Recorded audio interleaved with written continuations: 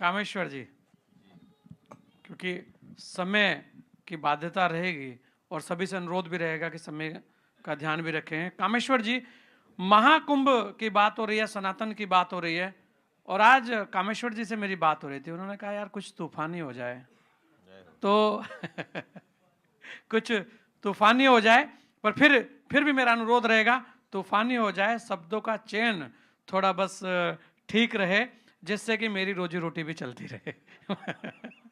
लेकिन क्योंकि संतों का आशीर्वाद है और आज महाकुंभ का आगाज है, मुंबई की धरती से, क्या कहेंगे आप जी? सचिव वैद गुरु तीनी जो प्रिय बोलई भय आस, राज धर्म तन तीन कर हो ही बेग ही नास। सनातन परंपरा के सर्वश्रेष्ठ संवाहक आप सभी संतों के चरणों में मेरा बारंबार वंदन नमन। गोस्वामी जी के प्रयास को साधुवाद। और ये नेटवर्क 10 के माध्यम से जो हम हमारी बात कहने को उपस्थित हुए हैं, उसके लिए भी बहुत बहुत साधुवाद, धन्यवाद। सर्वप्रथम इस वीर भूमि को प्रणाम है। हम जितने संत बैठे हैं, कोई भगवा है, कोई सफ़ेद है, लेकिन सबके मस्तक पर तिलक है।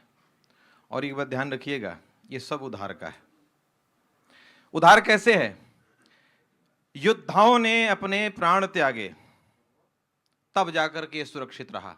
नहीं तो हो सकता था कि मस्तक की टोपी की जगह, इस पगड़ी की जगह कुछ और हो सकता था।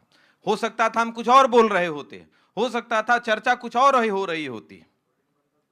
तो हम ऐसे वीर सपूत छत्रपति शिवाजी महाराज को प्रणाम करते हैं, इस वीर भूमि को। बाबा तुलसी ने जो संकेत किया है सुंदरकांड के माध्यम से, सचिव वैद गुरु तीनी जो प्रिय बोलई भय आस। और वर्तमान में संजय जी आप सचिव की भूमिका में भी हैं। आप किसी को अगर कोई भी संत अनर्गल प्रलाप करे तो आप टोकने के लिए समर्थवान है। प्रतिष्ठा व्यक्तिगत है, लेकिन सबसे बड़ी प्रतिष्ठा तो सनातन की है। मैं वेशधारी होकर के भी अनर्गल प्रलाप करता हूं तो मुझे तुरंत टोकिए, क्योंकि ये सिर्फ यहां पर बैठे चंद लोग नहीं सुन रहे हैं, ये रिकॉर्ड बन रहा है, ये पूरी दुनिया सुनेगी। ठीक है?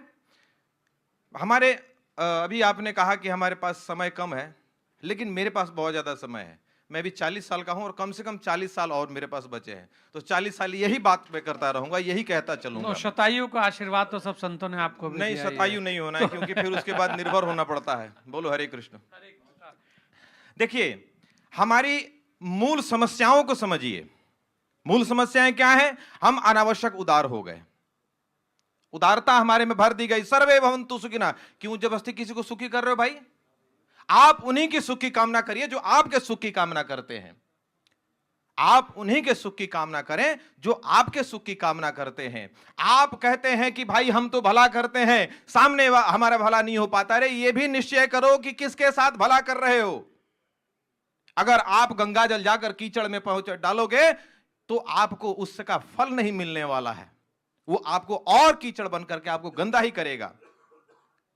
ये भुलावे में मत रहे सनातनी। लोग कहते हैं, बहुत अच्छा लगता है सुनने में, कि सनातन कभी नहीं मिट सकता है। मैं भी इस बात से सहमत हूं। एक भी अगर सनातनी जीवित है तब तक सनातन की मर्यादा है, लेकिन मात्रा क्या है यह महत्व रहता है। समेटते समेटते हम समंदर किनारे आ गए हैं, अब समय नहीं बचा है। अब सीधे जाकर के समंदर में डूबना ही पड़ेगा, जाकर के जल समाधि लेनी पड़ेगी। आप ये निश्चय करें। हमारे संत जो हैं सिर्फ प्रेम प्रलाप करेंगे। ज्ञान किनके लिए? ज्ञान जो जिज्ञासु है।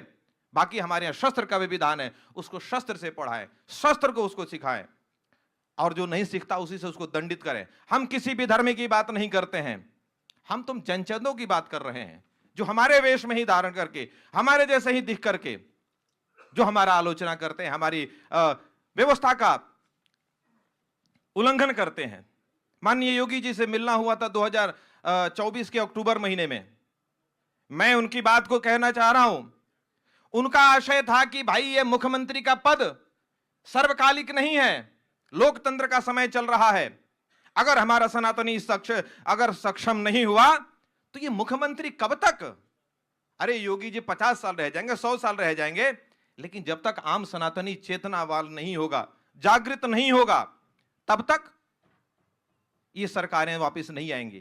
क्या कभी ने किसी ने सोचा कि दूसरा योगी कौन होगा, तीसरा योगी कौन होगा, मोदी दूसरा कौन हो सकता है? इस पर भी चिंतन करने की आवश्यकता है। मैं संतों से आग्रह करता हूं, आपकी पहुंच प्रत्येक प्रांत में है, चाहे वो पूरब हो, पश्चिम हो, उत्तर हो, दक्षिण हो।